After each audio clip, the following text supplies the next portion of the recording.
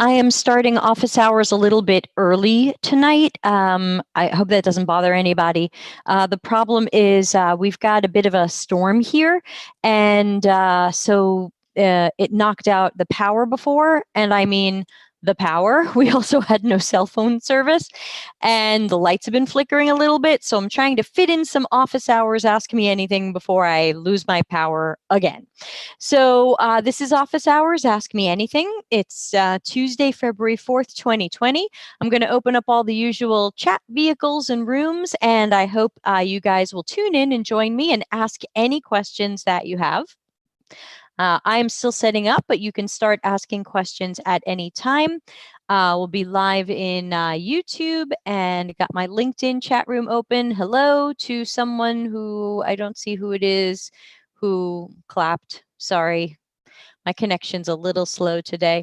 It is Office Hours Ask Me Anything. You guys can ask me anything, as it says. Let's see, YouTube is warning me that my stream's a little weak. Sorry, everybody. I hope it's okay. We recently got fiber internet to our house, but it is not a zillion gigabyte fiber. It is hey, stay safe. Thank you, Neon. Yeah, it's not even raining here. Honestly, it looks like just wind and monster humidity. All the windows have fogged. We had high winds today. For those of you who deal in kilometers per hour, it was about 55 kilometers an hour winds. For those of you on imperial units, it was about 33 mile an hour winds. That's pretty typical for the region where I live in Italy. But of course, when it happens, it can knock the power out. And again, there was no power earlier, including no cell phone service for about a half hour. So if you see the lights flicker, if I disappear off the face of the earth, I'm probably fine. But just having a little force of nature today. But it is Tuesday, so I'm doing Office Hours Ask Me Anything. You are welcome to ask any question that you have about UX, CX, me, careers, you. It's all of that. Oh, Neon says, loves the scene behind me. Yeah, this is my trade show backdrop. This is a giant printed cloth. I believe it is Verona. I am not in Verona, but it was when I redid my P-Type website. Most of you know me under the Delta CX name, but I have another website under P-Type, short for prototype. And my theme on that site is bridges, because we're all about building bridges between users and each other, between users and our clients, between people in the client and each other, between us and them, and all that. So bridges. And so it's not a green screen. People think I have a green screen. It's just a fabric backdrop. And I'll have a Delta CX one made at some point, but I've just been lazy this year. One person in YouTube, welcome. 5 people in LinkedIn, hello. This is Office Hours Ask Me Anything. You are welcome to ask me anything. I get good questions all the time when we do these sessions, and all questions are welcome. I am starting this a little bit earlier than usual, so anybody who has marked this on their calendar will be surprised that I've already started. But if you are here and you are watching, you know I will take absolutely any question that you have. If you need to ask me a question anonymously, hold on, I have a sign to hold up because I can't do on-screen graphics with my current streaming system. Let's find the right sign. I do have a link you can use if you'd like to ask a question anonymously, because of course, if you ask it in YouTube, if you ask it in LinkedIn, we're all going to see it's you. And you might want to talk about problems you're having at your current job. You might want to talk about how you want to look for another job. And of course, then you wouldn't want everyone to see who you are on LinkedIn or YouTube. So feel free to use this. It's a 1-question survey link, and it's going to email it to me. And then that way you can ask a question anonymously. If your question doesn't have to be anonymous, please put it into the LinkedIn or YouTube chat room, and I will answer it. I got a good question privately yesterday from a friend of the show. And he was asking about challenges. Should we do design challenges? If you're interviewing for a job and they have a sample project for you to do, should you do it? And my thought generally on that is no. But he and I had such a good private discussion about it. We're going to turn it into a future podcast. So look for that in a few weeks. We will be talking about our experiences trying to do challenges and whether or not they should even exist. And Neon's got a hello, Ian. And Neon's got a question. As a beginner at building websites for small and medium businesses, what's the preferred platform? I would have to say that I'm a little bit of a WordPress person. Um, Thank you, Mohammed. I'll get to your question next. That is a very hot topic. I am a bit of a WordPress person. I never got into Drupal or Joomla or those other things. And I also believe that we're oversimplifying it with things like Wix and Squarespace. So I'm a fan of WordPress with Divi theme, which is from elegantthemes.com. No, they don't pay me to say that. And I just feel like it gives me a huge amount of flexibility while allowing those clients, those small and medium business clients, to take care of their websites for the most part themselves. And so my P type brand is mostly for the SMBs, and then my Delta CX is mostly for the bigger projects. That's how I split up my two brands right now. So I would have to say I dig WordPress. Now, WordPress obviously uh, everybody loves to try to hack it. So you're going to need some settings and some plugins to try to stop that. For starters, never have a login at WordPress called admin. That's your first problem. So have no admin login. Then there's lots of great anti-hacking plugins you can try. I think right now I'm using iThemes security, and you can set it up so that if anyone tries to log in with admin and any password on the planet, they get immediately blocked because admin doesn't exist, and they'd only be trying to log in as admin if they were hacking. So there are ways to try to tighten up WordPress a little bit. I recently saw that I had a bizarre amount of traffic coming from China, and I don't really do business with China. And so I figured maybe I'll just try to block China, see if anyone complains to me. But I do try to watch these things and take care of them, but I would have to say, and Neon, I'm not sure if this is the right answer that you were looking for, but I would have to say I'm a bit of a WordPress hound around there. Julio, buenos dias, Julio. Now, Mohammed is asking something that has such a long answer, it really should be its own podcast, so I'll have to give you the shorter version. But Mohammed asks, can you tell us your opinion on design sprints and how it affects the UX process? So, if you're familiar with some of my posts and articles, if you have read my book, which is sitting over here, Delta CX, it's a little heavy. You can use it for exercise and weights. If you have read the Delta CX book, there's an entire chapter on why I think design sprints hurt us more than they help us. I've also written some articles on that. I'm sure if you just Google Levitt design sprints, you'll get like 3 articles on this. So in general, I'm not a fan of design sprints. Now, I'll give you a kind of a core reason because I probably don't have time to go into all of the reasons if I want to answer everybody's questions, but we'll go until we have another question. It is office hours. Ask me anything. So keep the questions coming. So one reason I don't like design sprints is that if you look at how they originated, like the whole Google Ventures thing, design sprints were originally invented for startups who didn't have UX workers. And the question to the startups was, we might not have any UX workers here. We might not have a product manager, or maybe we have some people with ideas. What do we build? What do we put into that MVP?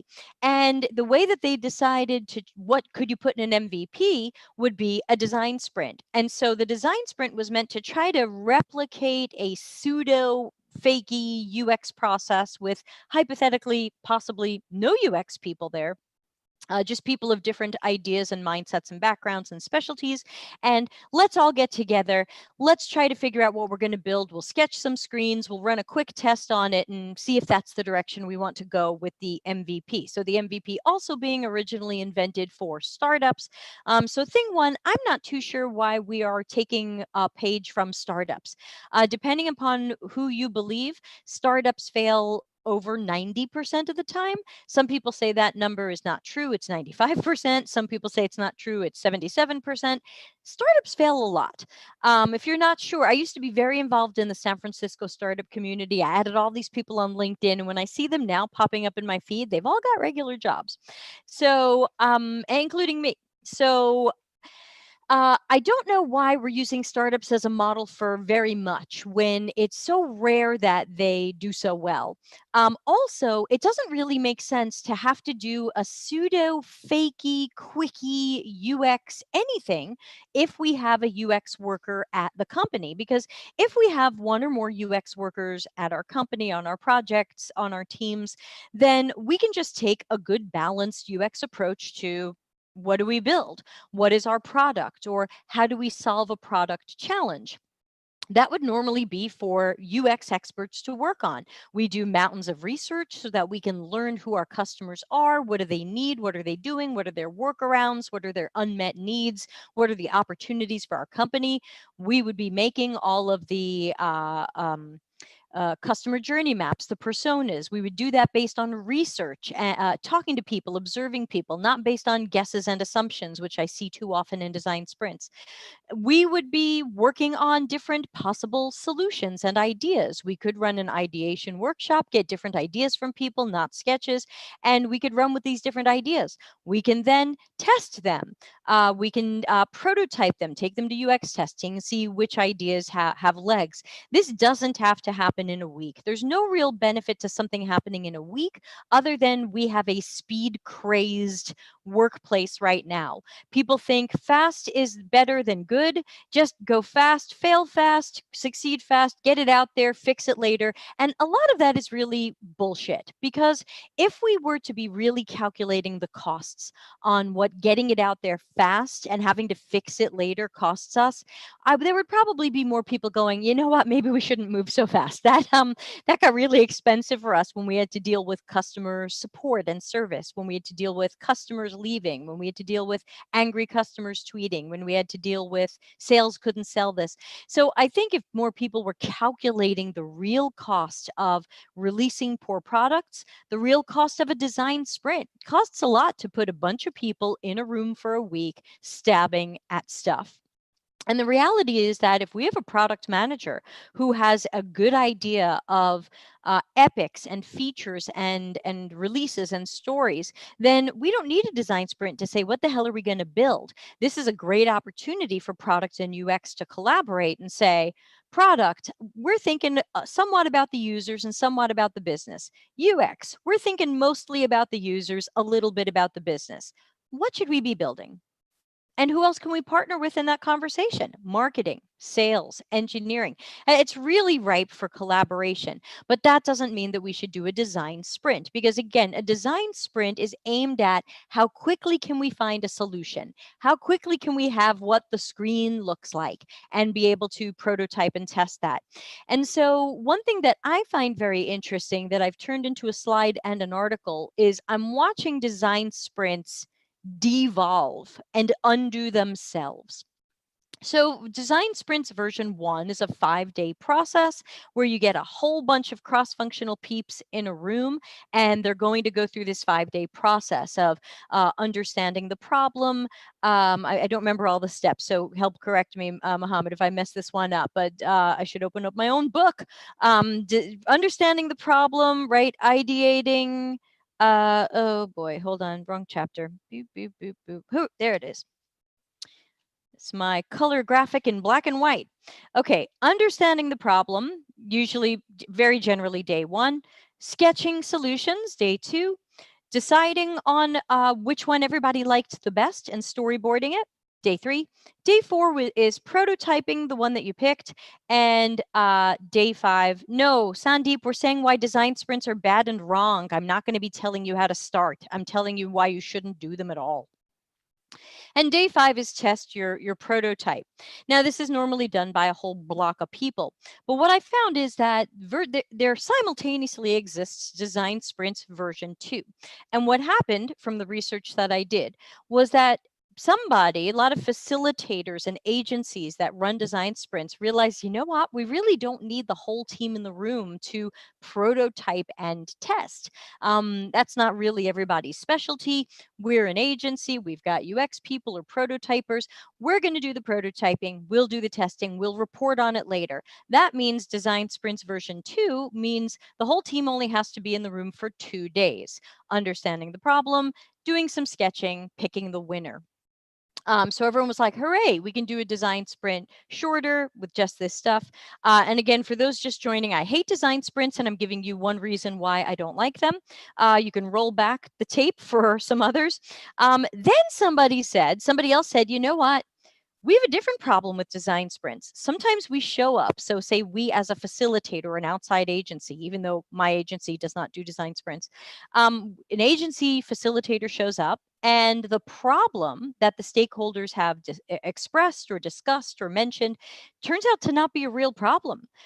Turns out once they start digging into it, if they're digging into it correctly on day one with the understanding the problem, somebody realizes this is crap. This isn't really a problem. This is a stakeholder ego project, or this is one of those things where the business wants to build this, but customers really need this.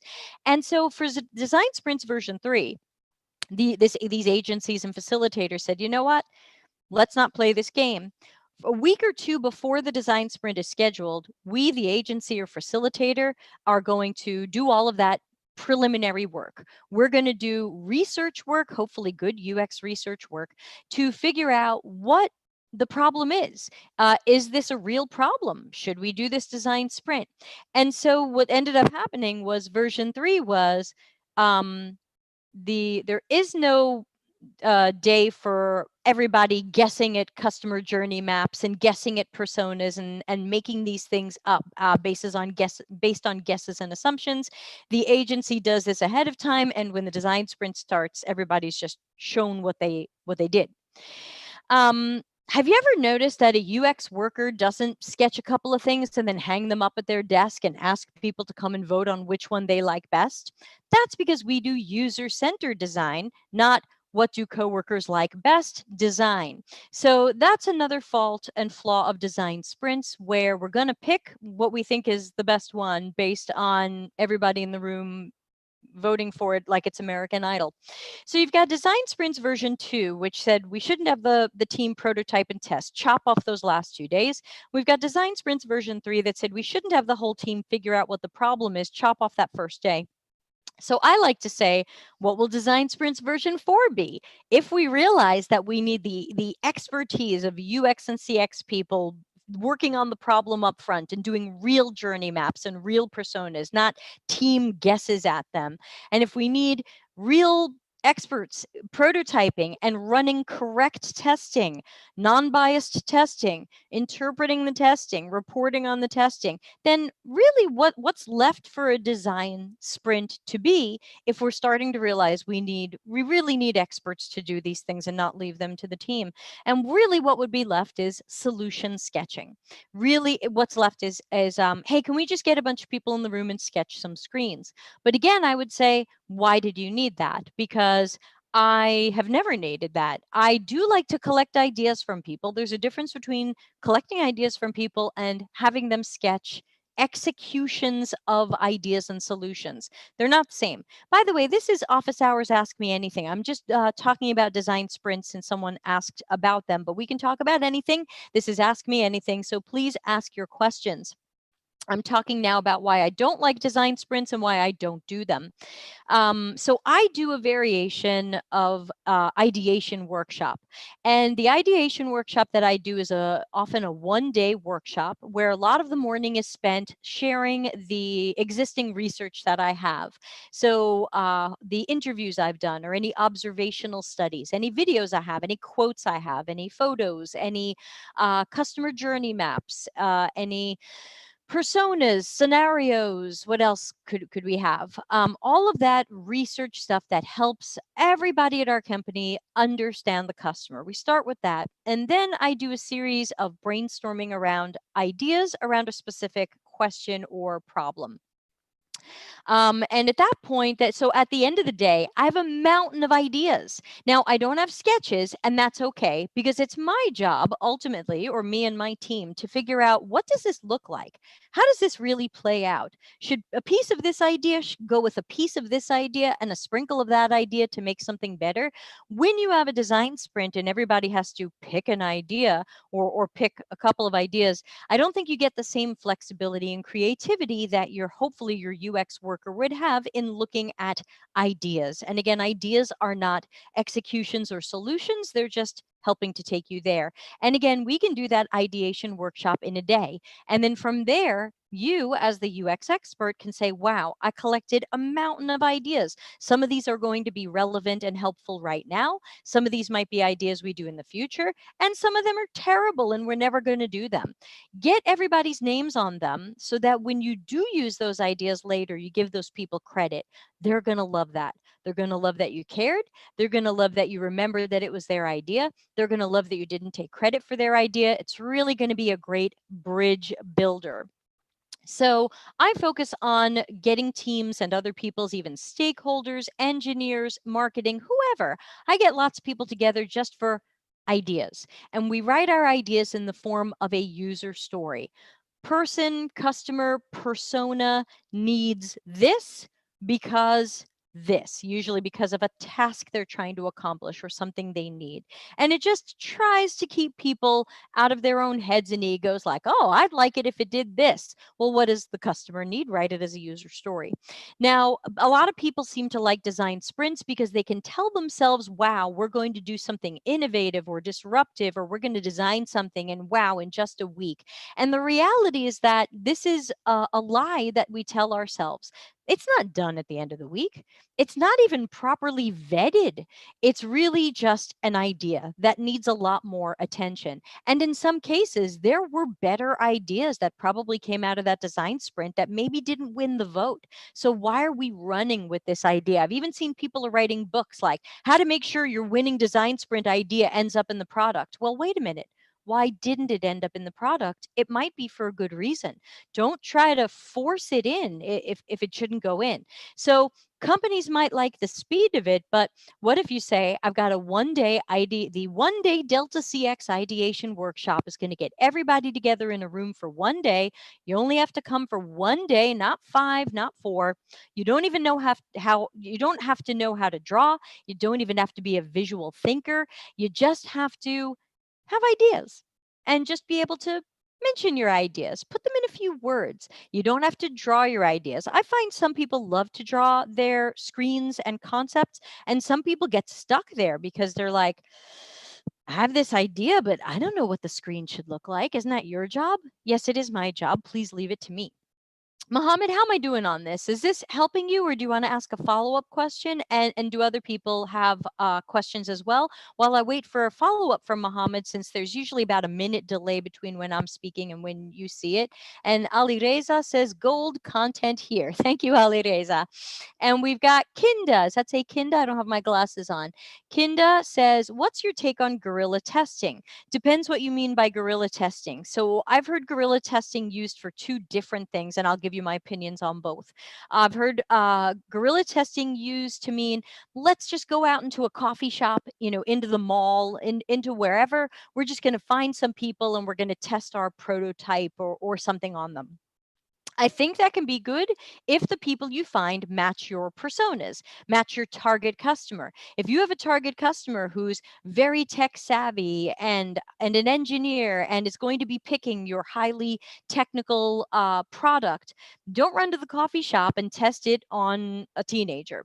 So I don't. So get out into the world and test with guerrilla testing can be good, but still try to look for the people who can match your personas. You don't want to test with just anybody. You want to test with real customers or people who look like your real customers as much as possible. And I don't mean demographically. I don't mean, are they men? Are they women? Are they whatever? More their needs, their habits, their motivations, their fears, and their what's the word I was going to say? Needs, habits, fears, tasks.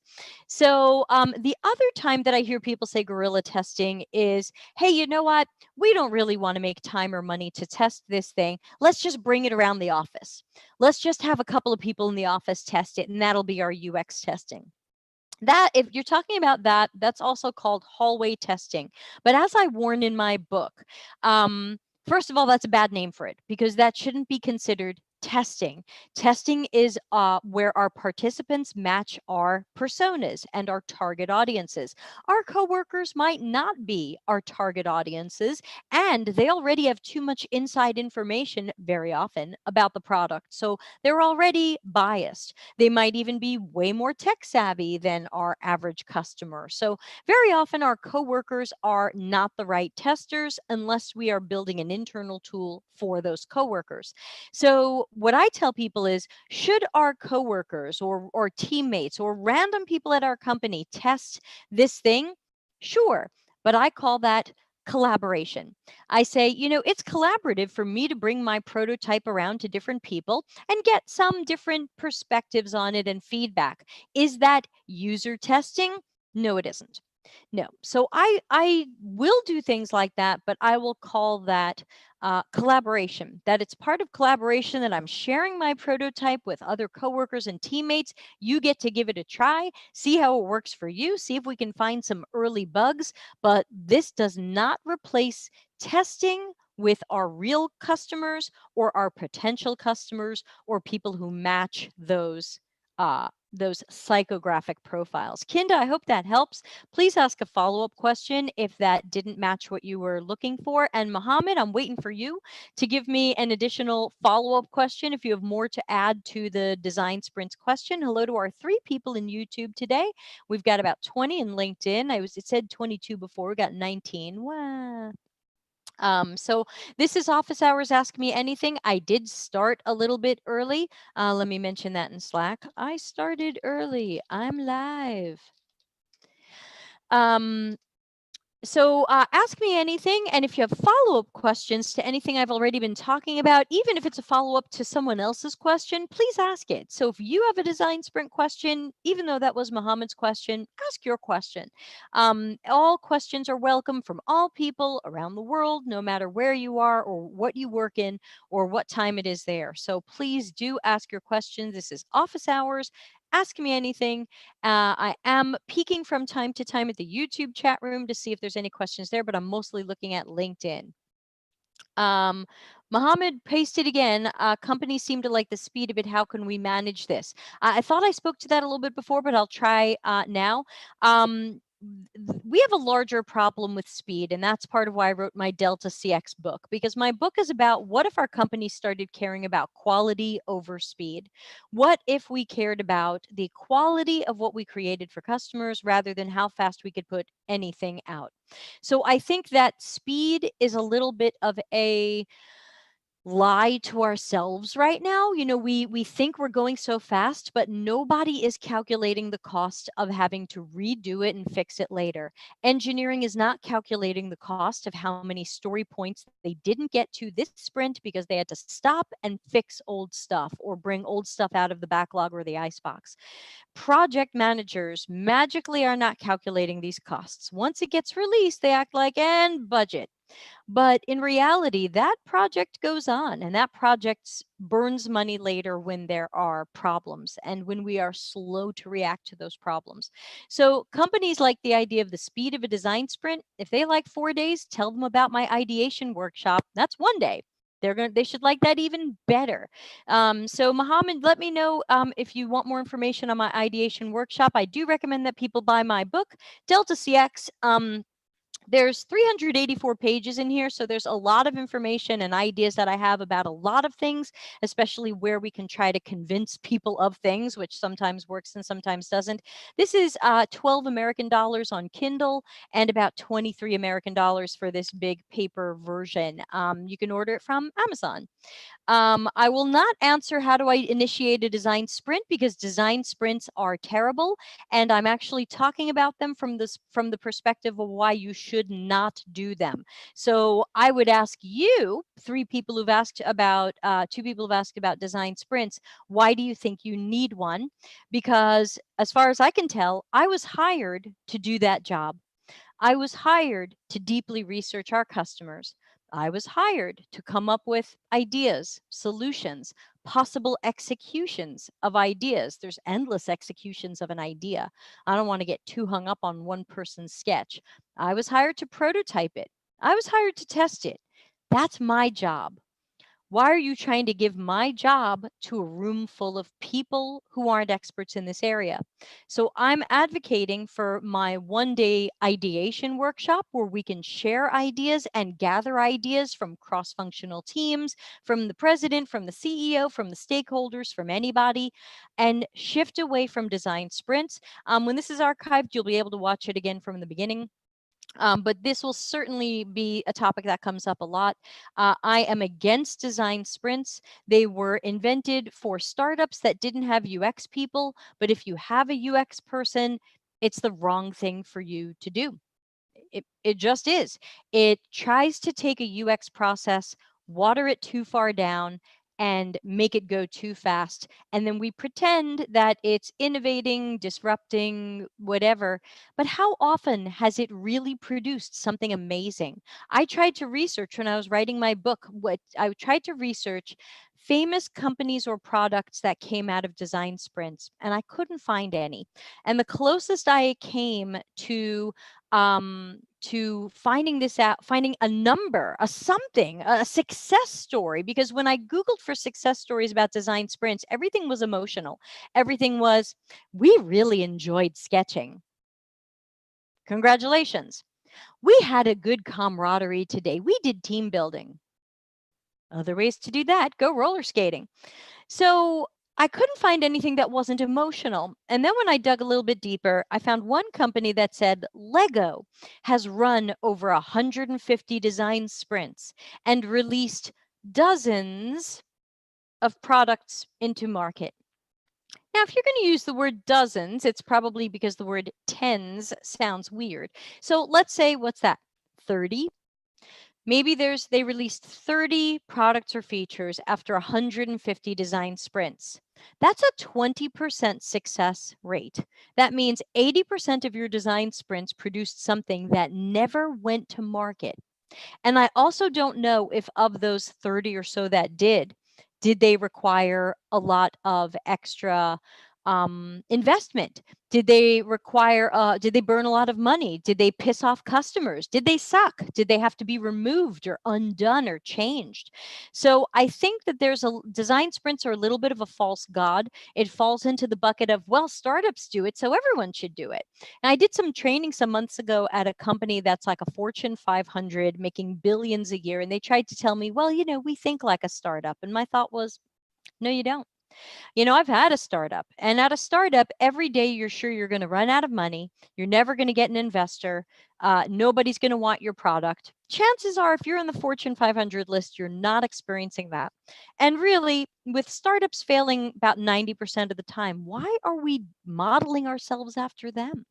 They're not doing so well. They're kind of messing it up. This is Office Hours Ask Me Anything. Do you guys have any other questions? Again, I can talk about design sprints forever. I think in my book, I've got a section in my book where I burn to the ground design sprints, design thinking, and the lean UX book. And I think that between that and the chapter that comes before it, where I kind of warm you up for where I'm going, I think I wrote 15,000 words, maybe 20,000 words. I mean, there's just pages and pages on this because I'm on fire about it. And I'm sure these things are hurting UX, because let's take another perspective on design sprints. If your company falls in love with design sprints and anybody can sketch screens, and then, wow, those screens are great, let's release them to the public. What do you do? What's your job? Hey, UX person, what do we need you for? Running the workshop? Not even running the workshop. A lot of companies I talk to, they have like an agile coach running the workshop because it has the word sprint in it. Oh, what's your job? Why do we need you? Why do we need any UX person, specialist, generalist, hybrid, jack of all trades, unicorn, whatever? Why do we need you? We can just get a bunch of people in a room for a week, sketch stuff, and wow, we've innovated. We've solved a design challenge.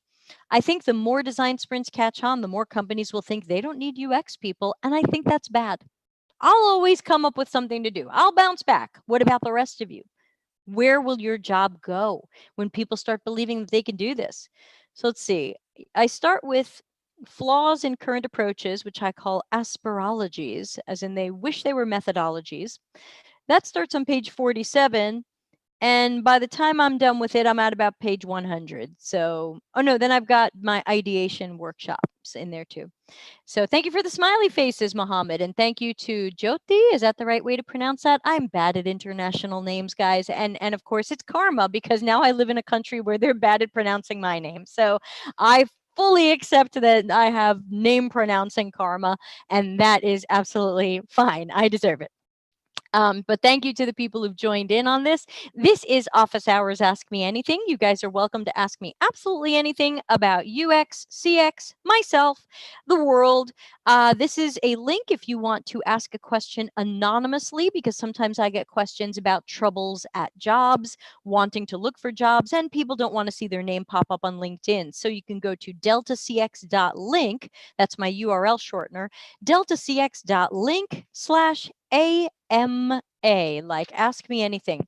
And that will come in as an email. Let's see, did any come in? No.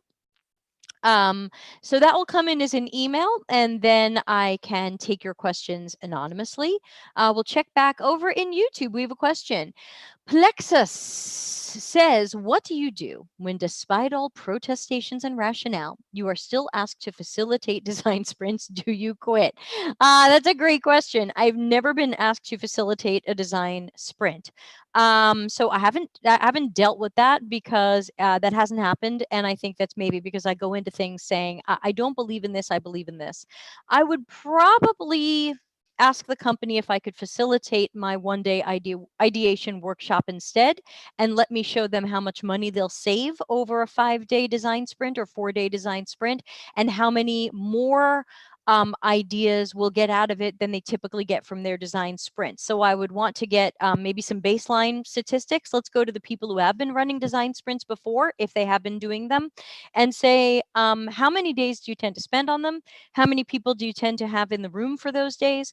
How many ideas do you tend to come up with by the end of it? And what did it cost? I want to know what it costs. What did it cost to do the design sprint? How much work did you spend on it after? Did you release this? How many of your design sprints became public products or features? How many of them later had to be altered or removed because they were flawed? Plexus says, I just ordered your books in print from Amazon. Oh, both of them. Thank you, Plexus. You didn't have to order both of them. The DevOps ICU book is really aimed at non-UX people to try to understand us better and work better with us.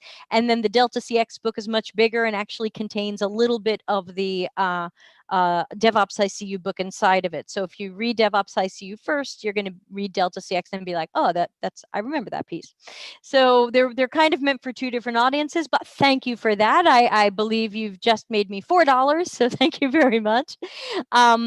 So Plexus, I don't know. I would probably try to get out of it. Now I do hear about UX people who really take control of design sprints and they alter them a little bit, and they say, you know what, we're going to really be. I'm not going to have you guys.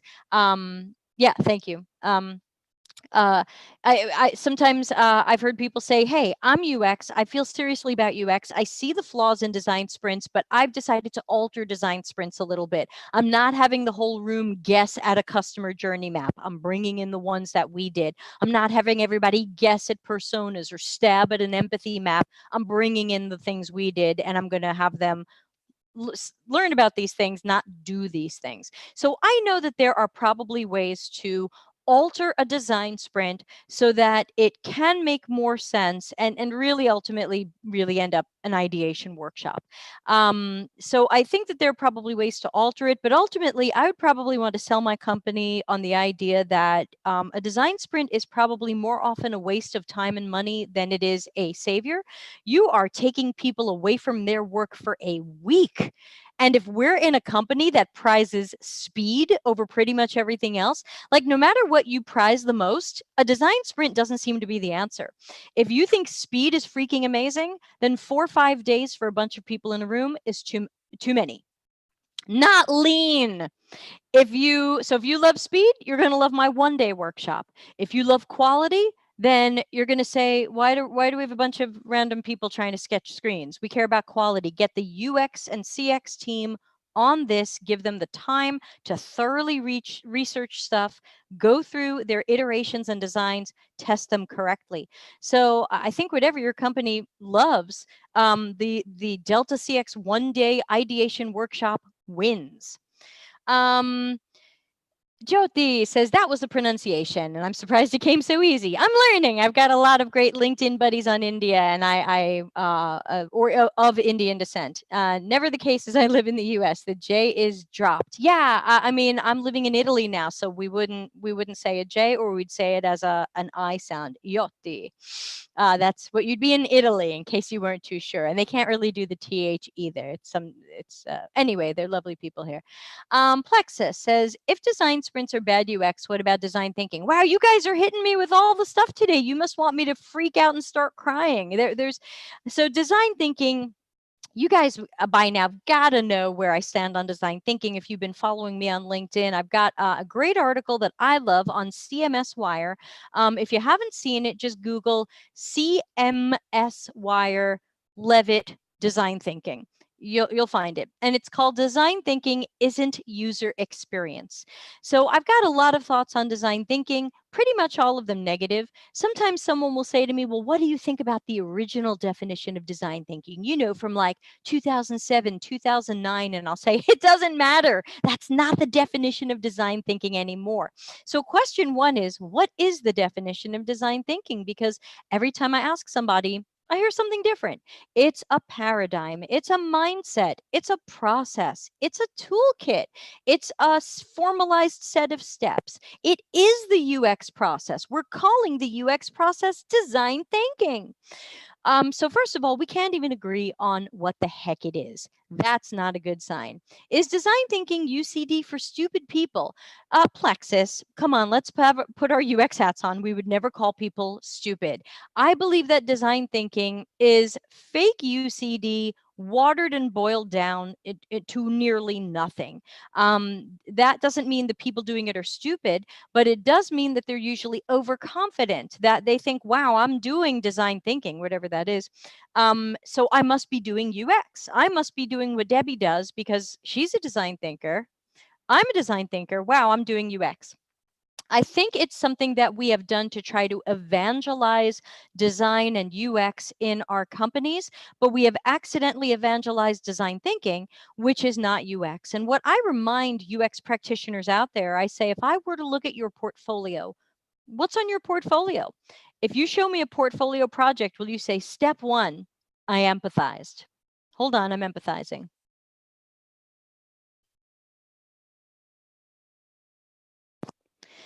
Step two. So I think that the one key problem is we are socializing, sharing, evangelizing something we don't even do. And I think that's a bad idea. It's really important for us to socialize and share what we do, which is probably UCD, user-centered design, or some close variation of it, because no other role at our company waters down what they do. Product doesn't say, product management is a complex beast with a lot of moving parts, but we want you to hear about product thinking. Engineering, incredibly complex, way too complex for me to get. No engineer is holding a 5-day workshop or a 1-day workshop on how to have engineering thinking. And so the problem is, we've got everyone getting a certificate in design thinking. So now they think they're qualified to do UX work. And we've really done ourselves a disservice by evangelizing design thinking. We should be, if we're evangelizing anything, which some of you know I'm against evangelism, but if we're evangelizing anything or sharing anything, it should be what we do. I do user-centered design. I follow the user-centered design process as much as a project will allow me for the time and the budget. I do not do design thinking. I am not a design thinker. I don't want to associate myself with any of that stuff because as far as I can tell, it is a made-up cottage industry that produces certificates. And when everybody has a certificate in design thinking, and when everybody has a certificate in facilitating design sprints, we thought that these things were going to help us, but we also thought they would stay in our control, and they're not. Anyone can get a certificate in design thinking. I don't know what that means. Did the person who gave you the certificate test your ability to empathize? Did they check your ability to come up with good solutions and refuse to give you the certificate if your solutions suck? Mm, Plexus says, to me, design thinking is a way to market trade schools and boot camps. I think that's true too, but I would have to say I'm seeing more design thinking from the corporate side because of evangelism than on the trade school and boot camp side. From when I review trade school and boot camp portfolios, I mostly see double diamond and way too much of a reliance on stakeholders. But the corporate stuff, I see corporate design thinking. And there's a great guy on LinkedIn named Justin Ranton, and he went to IBM's Enterprise Design Thinking online course. And he skipped the course and he just took the test. And within 15 minutes, he was a certified IBM design thinker or whatever you want to call it. He had a certificate in IBM Enterprise Design Thinking. 15 minutes. What does that qualify anyone to do? Does it qualify them to do our work? Does it qualify them to make decisions in our domain? Why do we in UX keep doing things that give up our power, that break down or water down our specialty? Why do we keep doing this to ourselves? It's bad enough that other people at our job do it to us. They want us to be an order taker. They want us to just shut up. Why do we do this to ourselves? I don't know. I think people are desperate to be liked or heard, and they come up with these things. But I believe in the short and long term, this is working against us. And I challenge you to take design thinking off your resume, take it off your LinkedIn, take it off your LinkedIn headline. If you got a job because you wrote design thinking on there, and not because of what you could do with UX or CX, how's that job going? Does anybody there know what UX is? Take it off. Stop using the term. Stop sharing the articles. Stop pressing like on the articles and amplifying them. Let design thinking be the term of the non-UX person. Let that be their term. Then we can have our term. Right now, we're using it so much that people believe it's got legs, it's got validation. It's a thing. I'm telling you, it's not a thing. Before you heard of design thinking, you were doing your UX work. After you heard of design thinking, you still kept doing the same UX work. I think for most of us, we didn't change what we were doing at all. But some people went to their LinkedIn and their resume and just started writing design thinking. Oh, I'm so happy to see Oz is here. Oz, I'm starting to think there needs to be a panel of customers, users, and outsiders like me to say, think about us and stop jerking us around. So Oz, you're totally right. As always, Oz is a good friend and he's one of the smartest guys I know. Follow him on LinkedIn. Um, uh, Oz, you're right. And this is supposed to be happening at companies, though it doesn't always happen. Not necessarily a panel, because we find when we get together a panel or a focus group, we end up with some groupthink or people who don't totally tell the truth because they think others are judging them. But we are supposed to be going to real customers, real users, or potential customers and users, and we are supposed to be interviewing them, doing an observational study to see how they do things and use things and perceive things. And we're supposed to take that information back to our design and architecture work. When companies want to blow through some sketch solutions and things like a design sprint, what you're talking about doesn't always happen. When we're getting everybody together to sketch some screens because, woo, this is good team building, it doesn't always come with the knowledge of correctly interpreted, correctly executed deep research. It very often comes because of guesses and assumptions. And then there's other forces that exist in our world, our UX world, that say, just go with your guesses and assumptions. Just go with your guesses and assumptions. You'll figure out later if they were right or not. And don't waste time trying to do research. Just run with your guesses and assumptions. And of course, I'm against that. Six Sigma's against that. I can't think of anybody who's for that. other than the people who said that, which is the Lean UX book.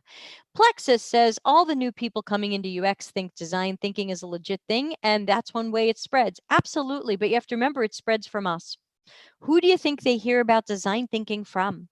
They didn't hear about it from an engineer. They probably heard about it from some UX person, author, writer, speaker, conference person that they trusted.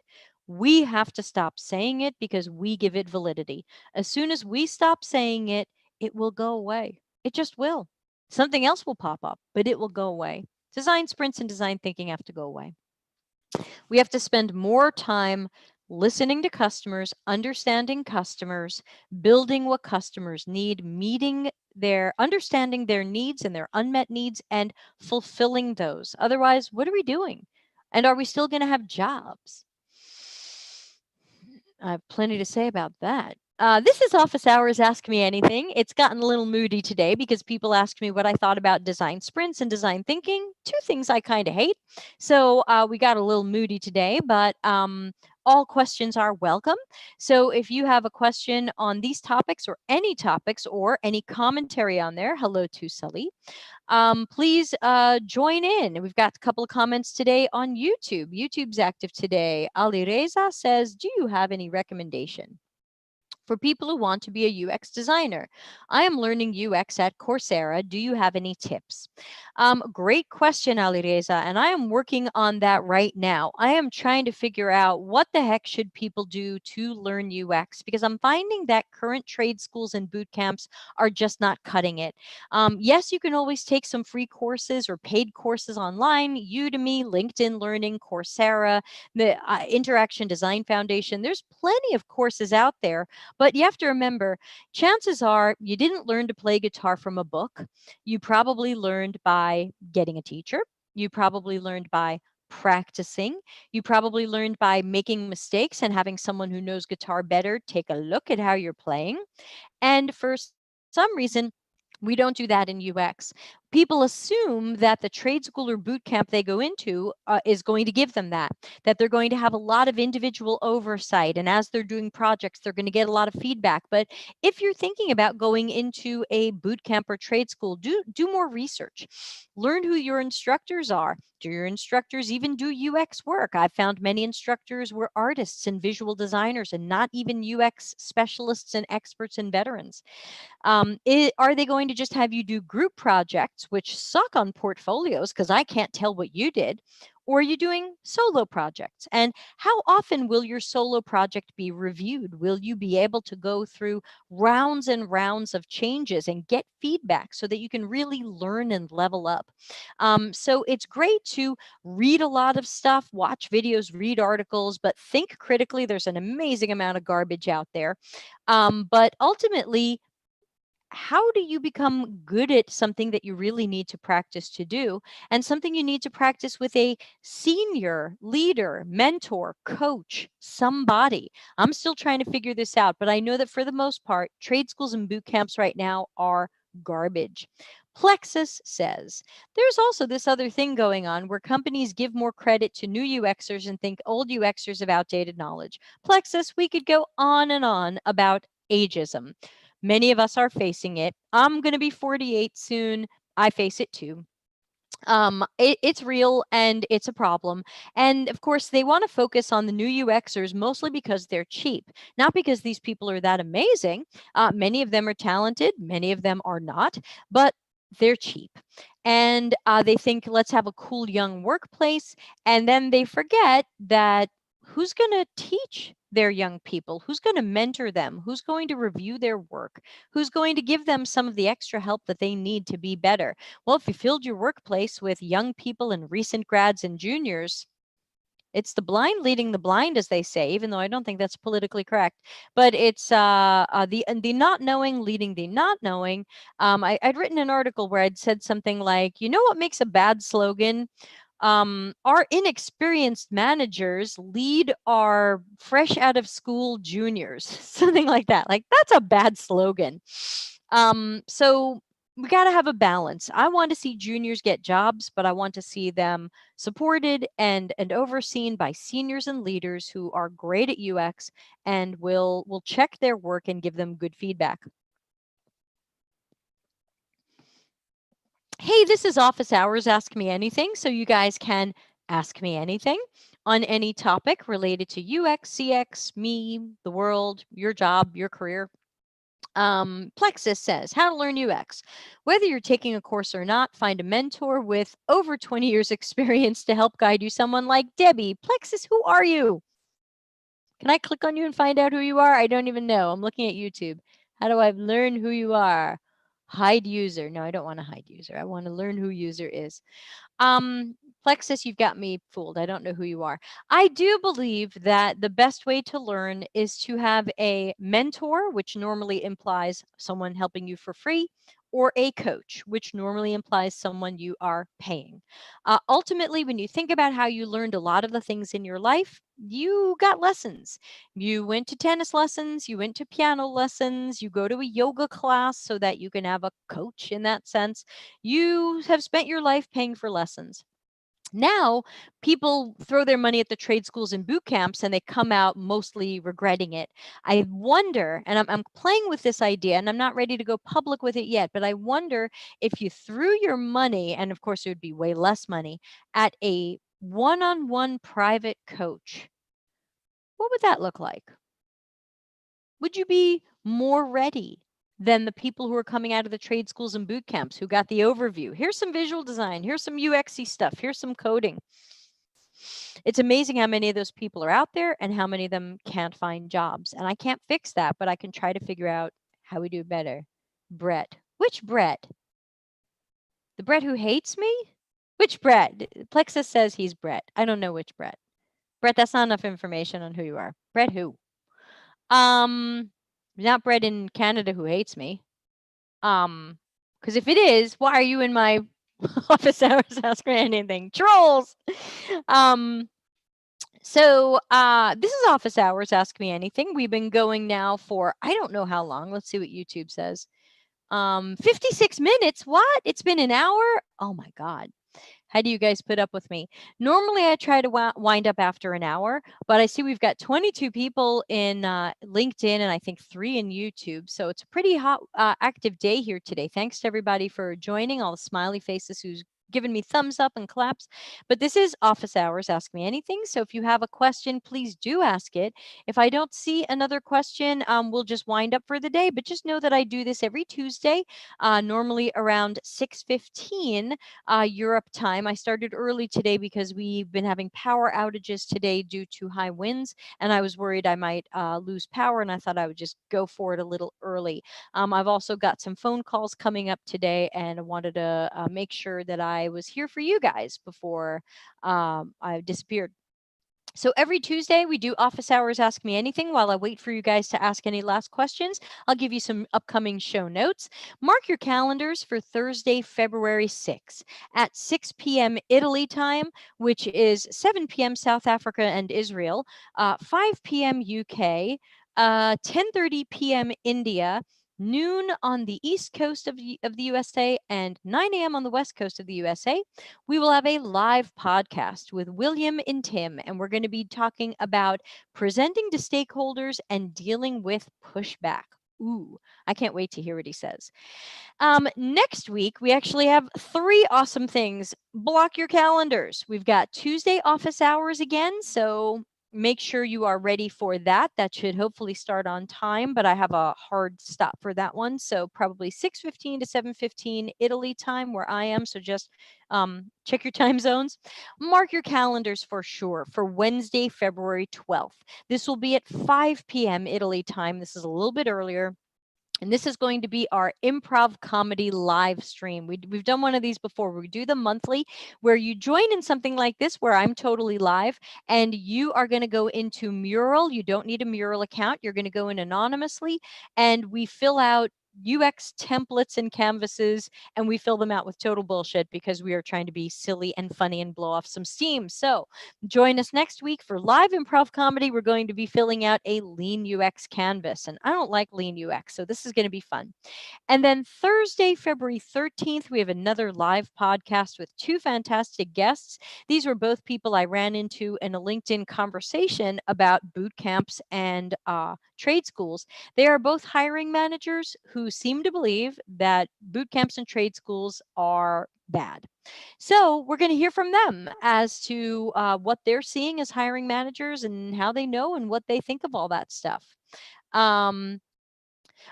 Brett says, it is the Brett who you think hates you, but actually thinks you are 100% correct. Brett, it sounds like we'll be reconciling and hugging once again. Thank you, Brett. Good. Welcome back, Brett, in Canada. So that's just some great show notes. You guys can always follow, if you go to deltacx.com, under events, there's a page called live stream podcasts. And not only will that give you ways to follow and know when these are coming, there's also a link to a Google Calendar where you can see when these are coming. And because I don't always put them into the LinkedIn event system, that event system, in my opinion, was made by interns who had no supervision. So I find the LinkedIn event system frustrating. So try to follow our Google Calendar on this stuff. Also, if you join my Slack room, I've got a Zapier. Is that how you pronounce those guys? Zap, letting people know when stuff's coming. So you've got that as well. Let's see. So there doesn't seem to be any other questions, and I've been going for an hour. So if there's no other questions, I'm going to wind down for today. Again, hope to see you guys back on Thursday to hear the live podcast with William Intin and talking about presenting to stakeholders and what to do when you get some pushback. I want to know. So thanks again, everybody. Follow me here on LinkedIn for more fun adventures and lots of wacky articles that I write that usually have strong opinions. And what else can I hold up signs for today? Let's see. That's the improv comedy sign. So that's for next week. I guess I will hold up the Delta CX sign. DeltaCX.com is where you can find it. Thanks to Sandeep and everybody who joined in today, especially Mohammed. These were, that's a big question and it's a real button pusher for me, but I think we have to keep talking about these things. And most importantly, think critically about them. We think design sprints and design thinking are good, but think critically about the outcomes of these things. And unfortunately, one of the outcomes is, what do we need UX for? We've got design thinking and design sprints. That scares the poop out of me. But luckily the poop is safe and we will fix this. We will stand up to this stuff. So thanks to everybody for joining me today. We had a great active day, and most importantly, the power didn't go out. Look at me, surrounded by light and love. So thanks to all of you. I'm always so happy to see you guys here and meet new people all the time. Mohammed, I think you're new to me. And Sandeep and a couple of other people. And Brett is back, everybody. So we'll put the band back together and have the love. Ooh, another name I can get wrong. Shukyu Zoe. Oh, Zoe. Yeah. Okay. Zoe, great to see you. I think you're in our Slack room. Thanks to everybody, and see you very soon. And now I have to find the end stream button.